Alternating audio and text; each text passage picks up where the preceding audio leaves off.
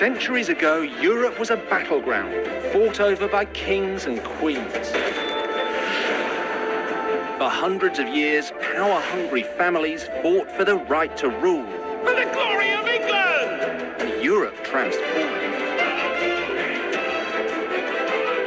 These rivalries shifted borders, Cursed be the French king!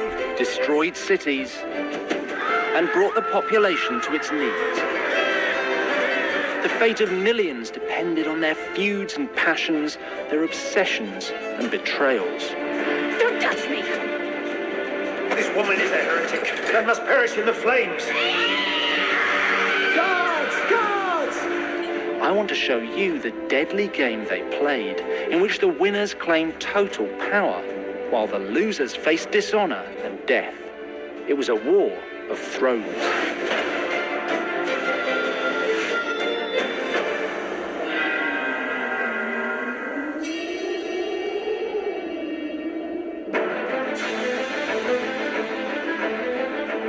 In the 14th century, King Philip VI of France saw a great new rival emerge, the Plantagenet King of England, Edward III.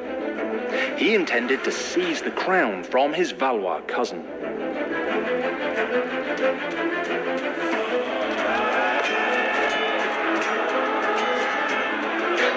The rivalry between these two monarchs and their lust for power set England and France at each other's throats for generations. This bloody struggle was the longest war in European history. It became known as the 100 Years' War. January 1328. The 34-year-old Capetian King of France, Charles IV, lay on his deathbed. In nomine Patris et Filii. Despite being married 3 times, Amen. Charles had failed to produce a son and heir. So when he died, the throne of France would be up for grabs. Power-hungry rivals started to circle.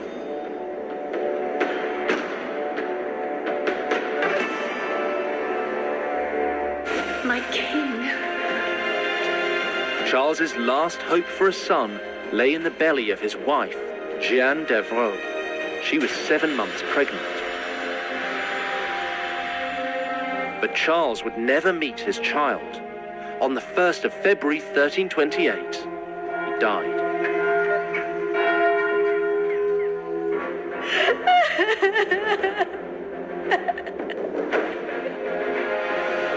The royal court prayed that Jeanne would produce a boy to continue the Capetian line. Until then, the king's cousin, Philip of Valois, was named regent. Philip was 35 years old, a tall and handsome knight with a reputation for courage both in tournament and on the battlefield. If the queen gave birth to a son, that child would one day become king. If she had a girl, then Philip would become the first Valois king of France.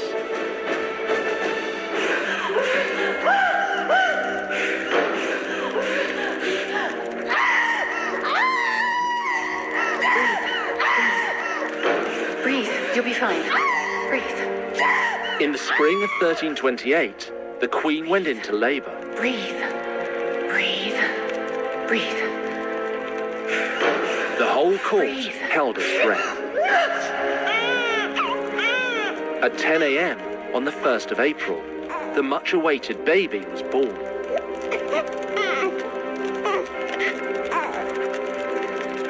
It was a girl. They christened her Blanche.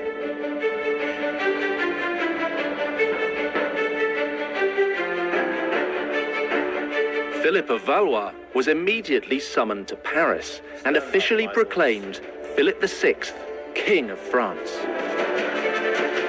Philip now reigned over 16 million subjects and the largest kingdom in Europe. To you, my people, I promise 3 things. To keep the peace, to stop all pillaging, and to judge fairly. But the way he had acquired power would come back to haunt him.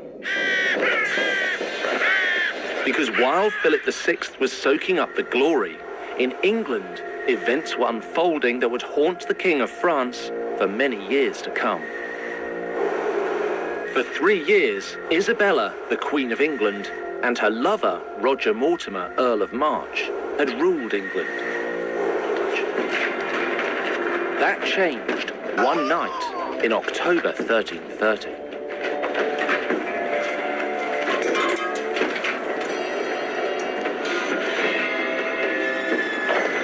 Who are you? What do you want?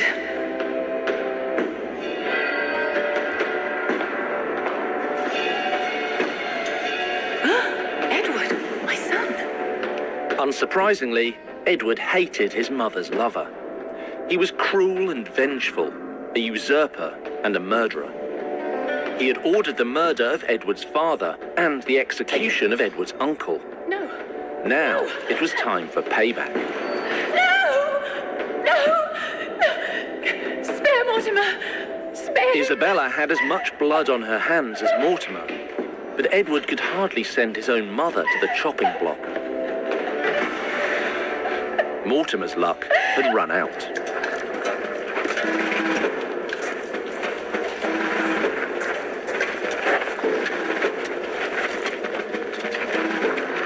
On the 30th of November 1330, he was executed in the most humiliating way.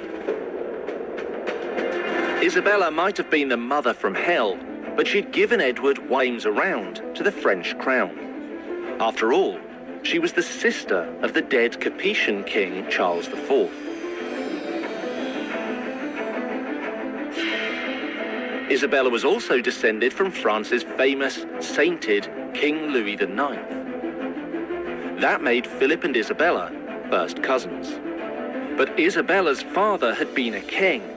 Philip's hadn't. To some, that made her claim stronger.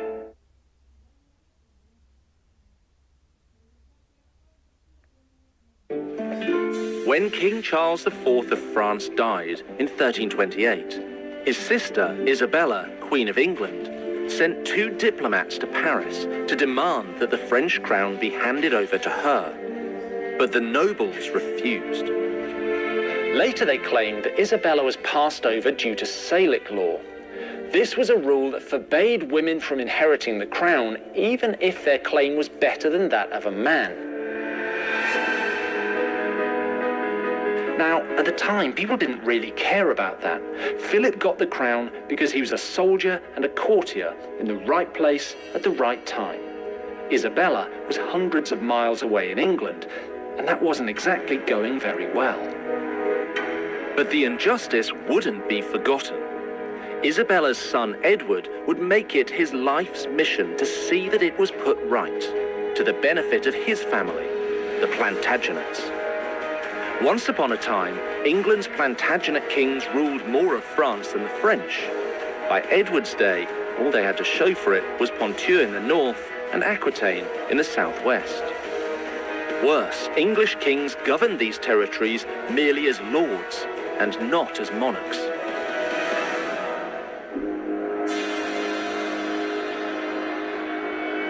As Duke of Aquitaine, Edward was supposed to swear loyalty to Philip. No chance. Edward refused to acknowledge another king as his sovereign. Philip was incensed by Edward's disrespect. He vowed to teach the young English king a lesson. Philip was a dangerous enemy to have. He could raise huge, aggressive armies, and the French had a great track record of beating up the English. We have enough men to surround them. I want them posted here and here. England, meanwhile, had suffered decades of military decline under Edward's useless father. The English are weak. Victory is ours. Give the order. Yes, sir. The first place Philip hit Edward was in Scotland, where England was at war. Welcome, my son. He threw his support behind Scotland's 14-year-old King David II. Let's talk about the future.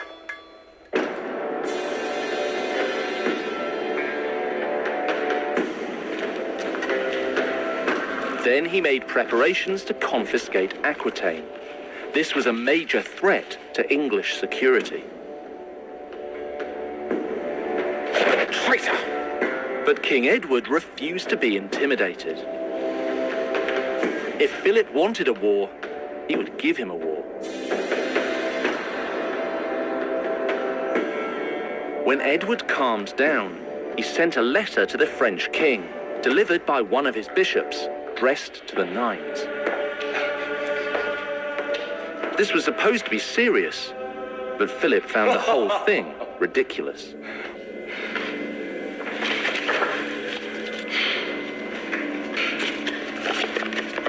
Until he read what was in the letter. Edward's letter began, Lord Filip de Valois, who claims to be King of France. This was a major insult. It implied Philip wasn't a real king. Tell that to your king from me. I, Filip de Valois, am the only king of France.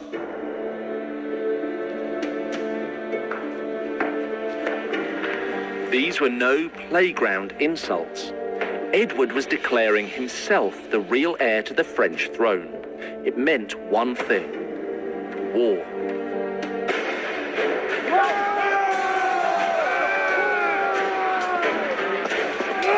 In April 1339, the King of France sent an army to attack Edward's lands in Aquitaine. They seized towns and villages, but the capital, Bordeaux, stood firm.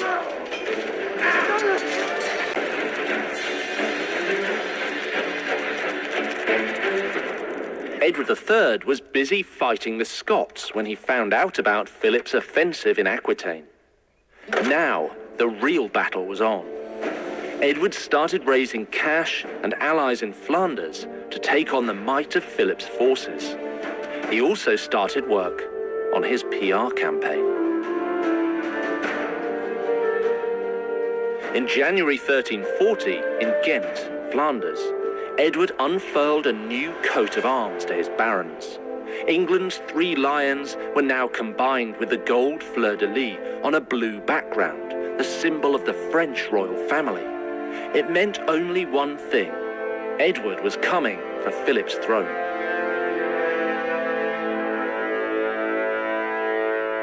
Philip wasn't about to suck up this sort of insolence.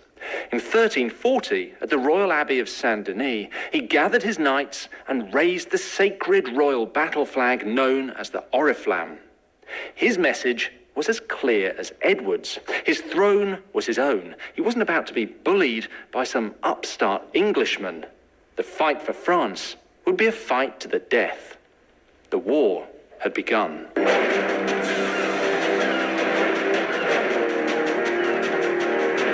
July the 12th, 1346. A massive flotilla of 750 English ships made landfall at Saint-Valois in Normandy. They carried 15,000 men, all ready for battle.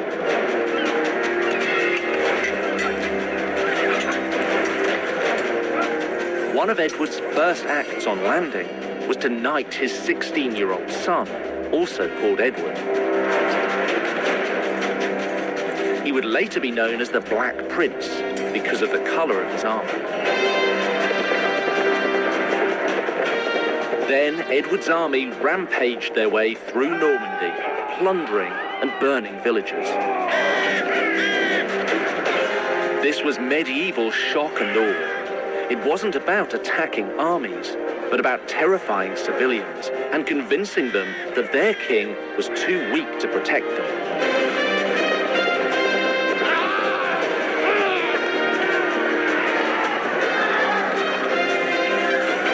On the 26th of July, 1346, Edward and his men attacked the city of Caen.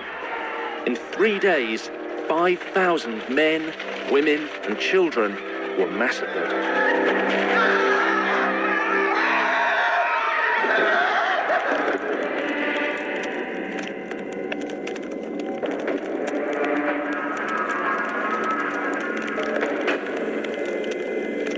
Then they turned their noses towards Paris.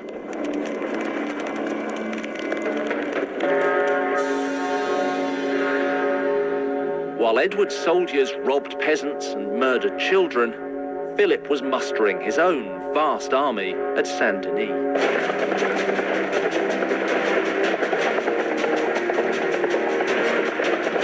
It was enough to put Edward off attacking the capital. Instead, he headed north to the coastal city of Calais. The French were hot in pursuit.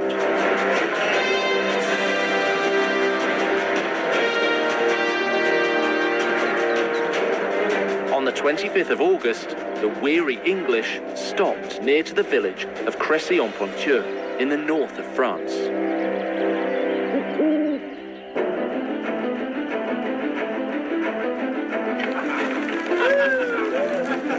Philip and some of his army arrived at Crécy in the morning of the following day. Scouts went out to judge the strength of the English forces.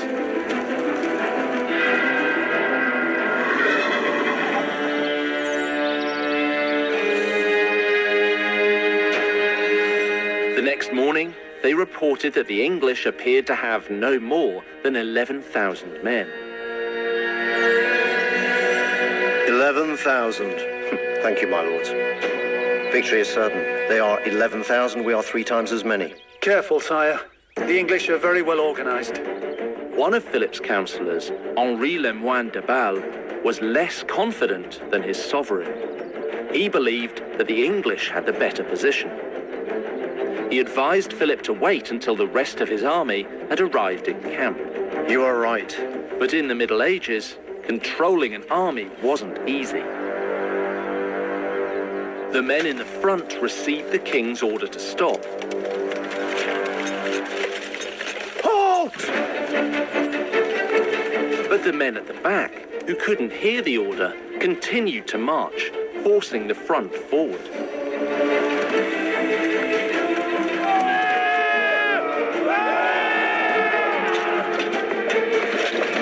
Philip had lost all hope of holding back his men, so he ordered the attack. Forward! Launch the assault!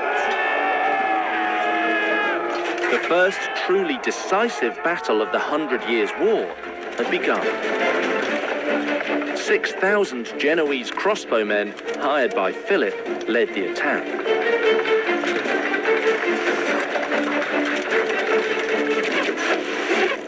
But their bolts fell short of the English line.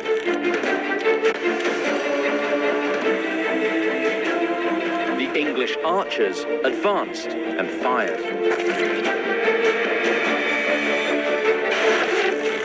A good archer could shoot 20 arrows a minute, with a range of at least 180 meters. A crossbowman could only fire 5 bolts a minute, and their range was less than 150 meters. In the second line, the king had the cream of the French nobility, eager to fight. Cavalry! Charge! For the king!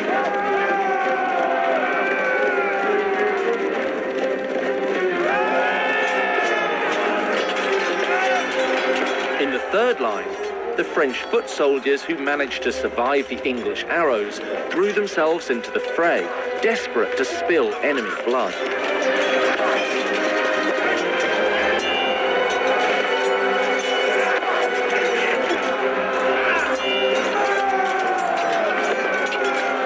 The battle continued for hours.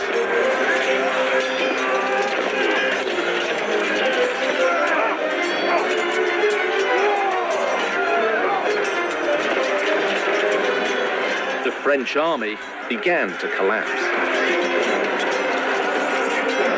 Aim! Fire! A rain of arrows tore apart the French army. They were helpless to fight back. The French position was summed up by Philip's royal ally, the blind King of Bohemia. He was so determined to fight, he charged the English tied to one of his men. He was cut down. in a legendary display of courage admired by both sides.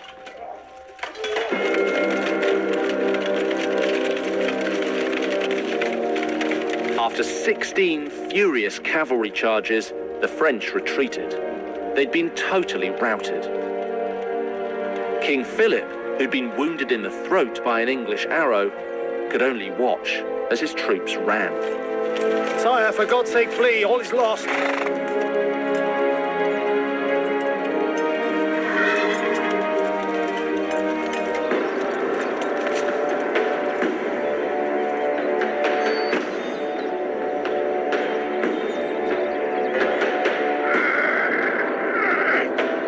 Difficult to imagine the scale of the disaster that took place at Crécy. More than 1,500 French lords and knights were killed, and 10,000 soldiers were massacred by English arrows.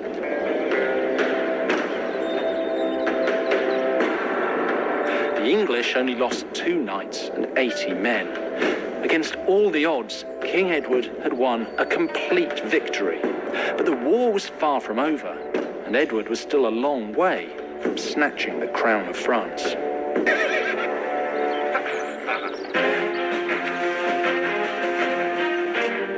In 1347, Pope Clement VI condemned King Edward of England for his barbarity across France.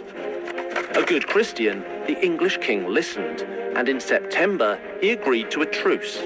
The people of France no longer lived in fear of the marauding English. Unfortunately for them, a far greater killer was on the horizon.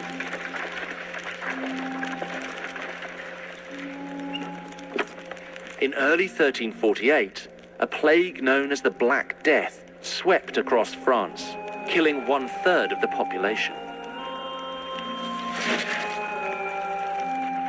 In August, it jumped across the Channel.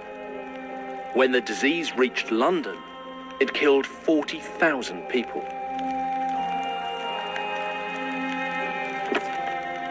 Across Europe, the plague eventually killed around 25 million, nearly half the population.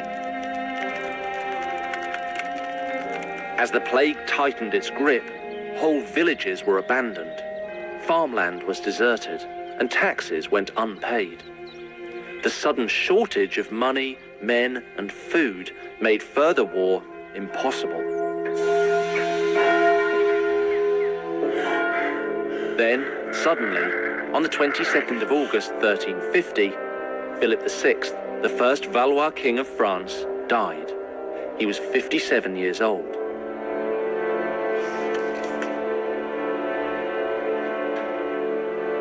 The following Thursday, Philip's body was brought here, to the Basilica of Saint-Denis, the necropolis of the kings of France.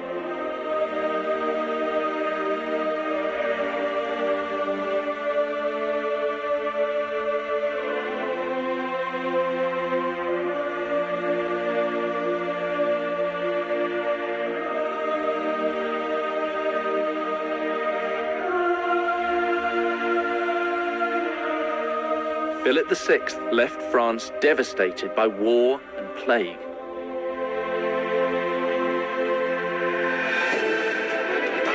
Historians blame him for having weakened the French monarchy by granting too many privileges in order to finance the war against England. At Crécy, he led the French to a catastrophic military defeat. But his influence on France was still huge. Although the English had not been dealt with, in other areas of France, Philip had extended his borders, growing the power of the crown. In Paris, Philip also left behind the impressive keep of Vincennes, which was finally completed by his grandson Charles V. And unlike his predecessor, Philip managed to produce a male heir to succeed him. This son was John of Burgundy, and the 100 Years' War was now in his hands. In 1350, Philip's son was crowned King John II. 31 years old and a stubborn, courageous warrior, he was nicknamed John the Good. He was determined to seek revenge for his father's defeats. By St. Denis and St. Michael, I do thee knight. In 1351, he created an order of chivalry called the Order of the Star. Show yourself. It was an exclusive club for the noble knights of France. John hoped it would deliver him glory on the battlefield.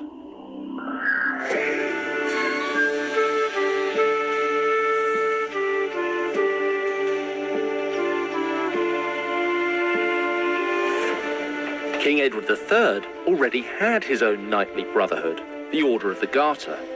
He was in no mood to give up on his own dream.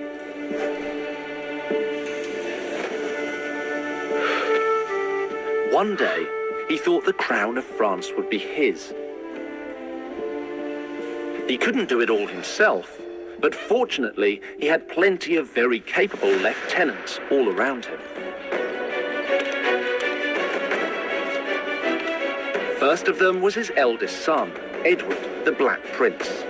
Now in his 20s, he was a merciless commander who ruled Aquitaine like a personal kingdom. It would be the launchpad for England's next assault against the French crown. In October 1355, the prince left his Aquitaine fiefdom. For the next 2 months, he swept through southern France, killing and burning.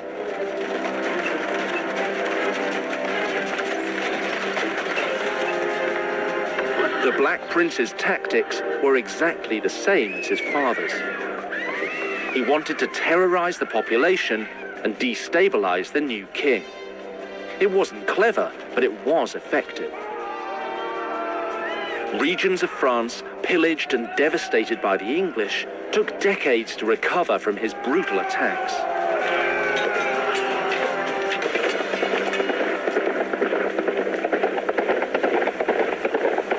In the summer of 1356, the Black Prince and a small band of knights launched a raid towards the center of France.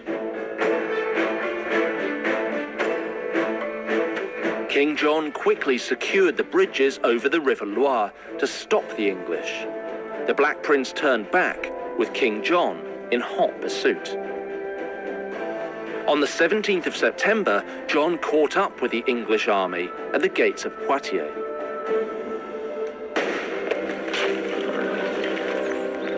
Ten years after Crécy, a second great battle of the 100 Years' War was about to begin.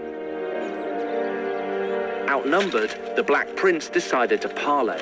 He promised not to raise an army against the French for 7 years in exchange for a truce. But King John the Good refused. He wanted to make an example of his English enemy and finish what his father had failed to do.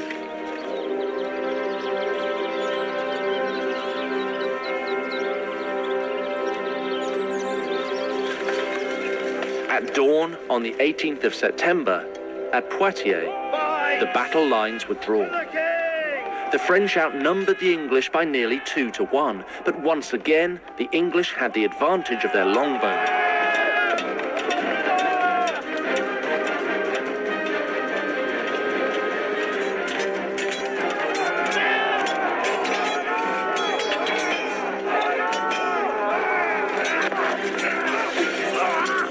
The battle was evenly poised when suddenly, behind the French lines, an English banner appeared.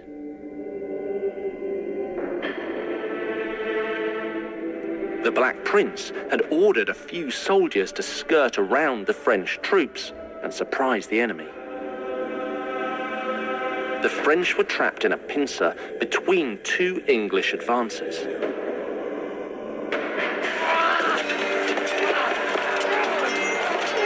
King John and his youngest son, Philip, were surrounded by English soldiers.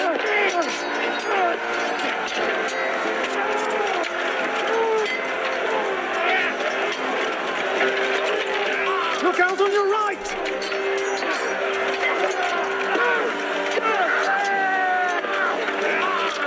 The English were eager to capture the King of France, better alive, but dead if necessary.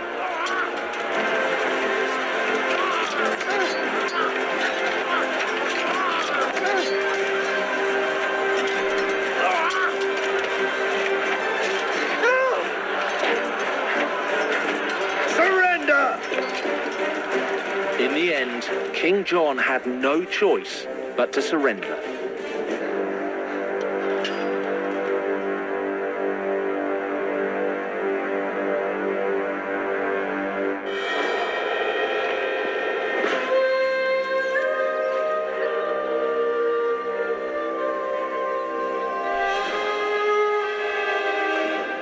After his victory, the Black Prince went to see his prisoners.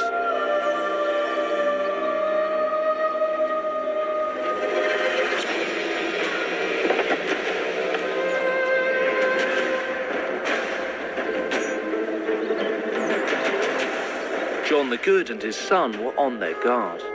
But the Black Prince was a chivalrous lord, not just a bully. He went out of his way to show his conquered cousins his generous side.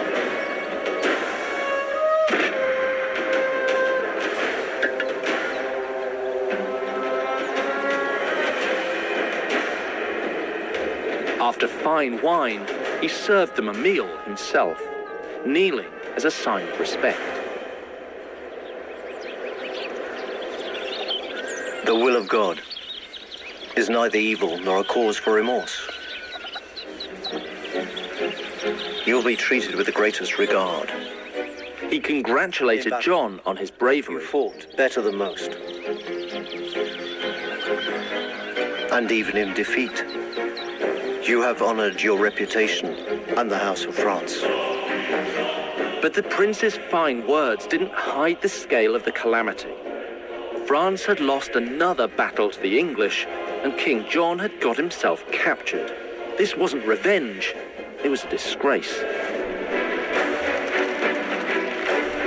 The next morning, John and his son were taken to Bordeaux as prisoners, surrounded by booty stolen from the French towns and villages. A few days later, they were put aboard a ship bound for England.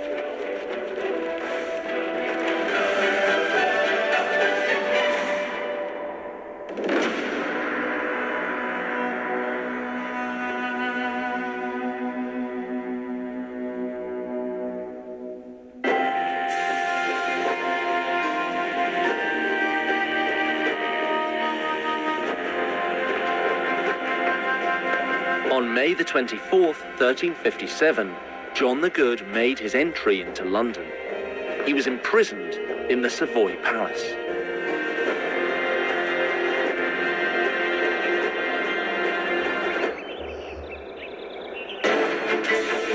In France, John's 18-year-old son Charles was named regent, but the inexperienced boy was completely overwhelmed by the pressure of leadership. Not only was his father in an English prison, but France was being torn apart by mercenaries. You must do something, Charles. I know! I need to think. Charles's only option was to negotiate for his father's freedom with Edward III. This was going to hurt.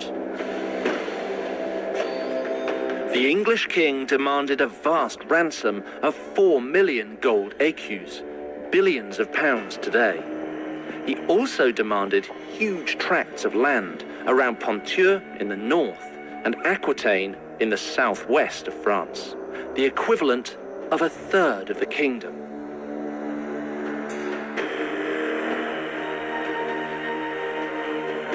Charles agreed to pay the ransom, but he refused to concede the land.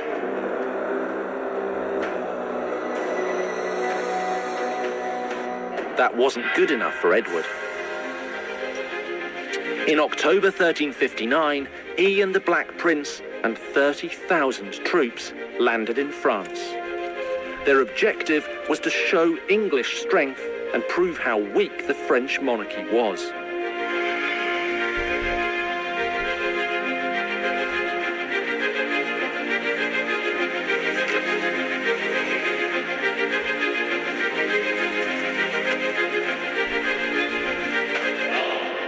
Their invasion was to culminate in Edward's coronation as King of France, here at Rheims Cathedral, the traditional place of coronation.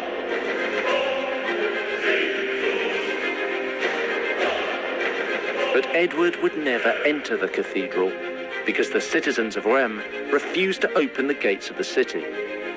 So he changed course and set off for the capital. Forward! Paris was one of the biggest, best defended cities in Europe, but the English laid siege in the hope of forcing the French to surrender. But Edward's plan failed, and he was forced to negotiate a peace agreement. On the 1st of May 1359, negotiations between Edward and Charles began. You've got to understand, this is a very important cause. After 8 days of discussions, Edward was finally granted the lands he demanded. But in return, he agreed to reduce John II's ransom payments from 4 million écus to 3 million, and he reluctantly gave up his claim to the crown of France.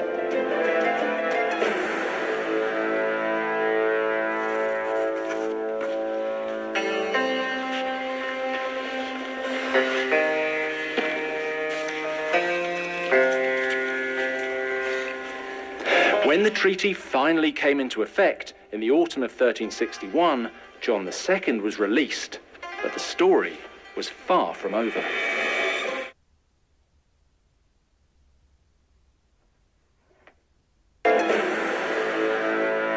In the autumn of 1361, Edward II of England and the Dauphin, Charles, signed a peace treaty. King John was now free from his English prison. But that was not the end of the story.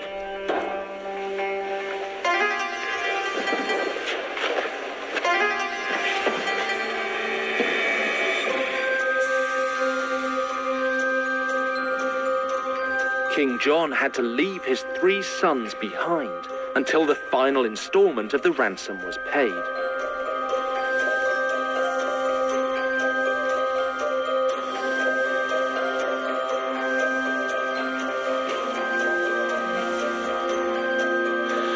God bless you, my sons.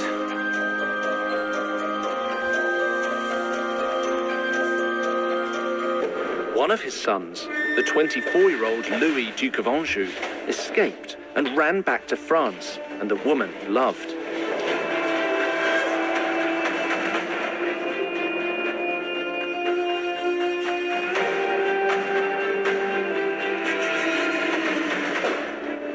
The rules of chivalry meant King John was forced to return to prison in London and take his place.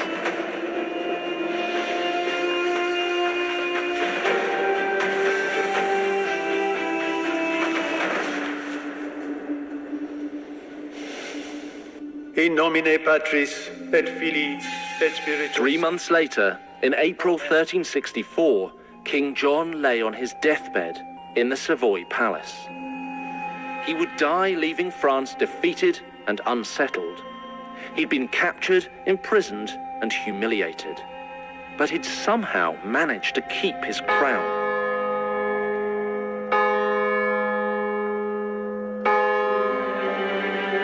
King John died on the 8th of April, 1364.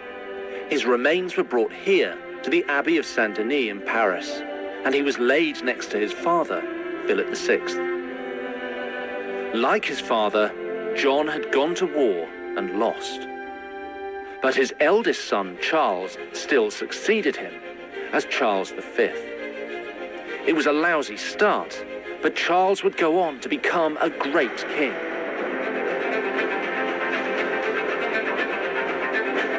Edward III had failed to snatch the French crown, but he had seriously weakened the once mighty kingdom.